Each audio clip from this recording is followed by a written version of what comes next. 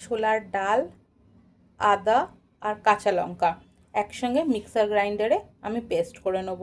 তোমরা যারা চাইবে তারা শিলনোড়াতেও বেটে নিতে পারো।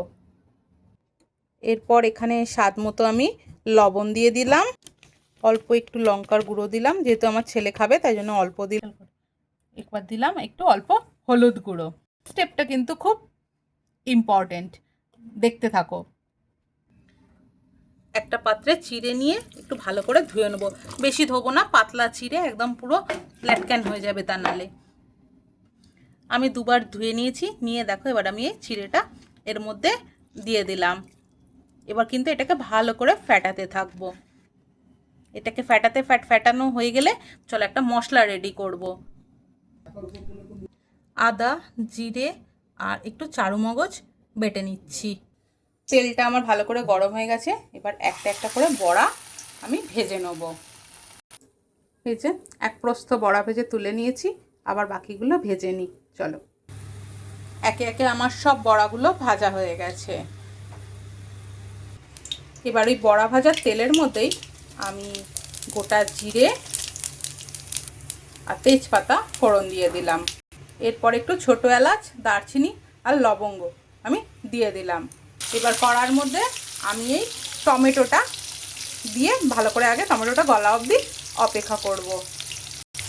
দেখো এবারে টমেটোটা অনেকটাই গলে এসেছে। এবার আমি আগে থেকে বেটে রাখা যে মশলাটা বেটেছিলাম, আদা, চারু মগজ আর গোটা জিরে একসঙ্গে বেটেছিলাম, আমি এটা এবার দেবো। যতক্ষণ না একটা মানে কাঁচা গন্ধটা চলে যায় ততক্ষণ ধরে আমি জিনিসটাকে কষবো।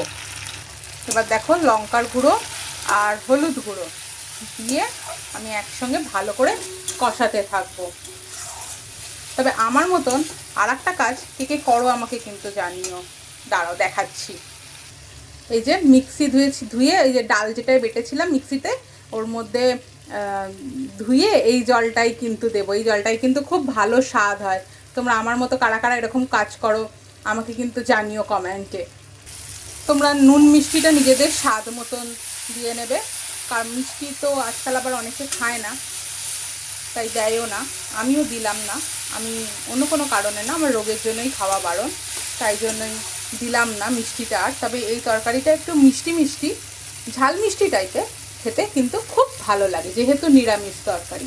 দেখো মশলা কষা হয়ে গেছে, আমি এবার এই জলটা দিয়ে দেবো। জলটা বেশ ফুটে উঠবে, জলটা ফুটে উঠলে তারপরে আমি বড়াগুলো দেবো। তারাও আসছি, আর একটা জিনিসও দেবো কিন্তু লাস্টে, সেটা দেখাচ্ছি। এটা আগে একটু ফুটে উঠুক।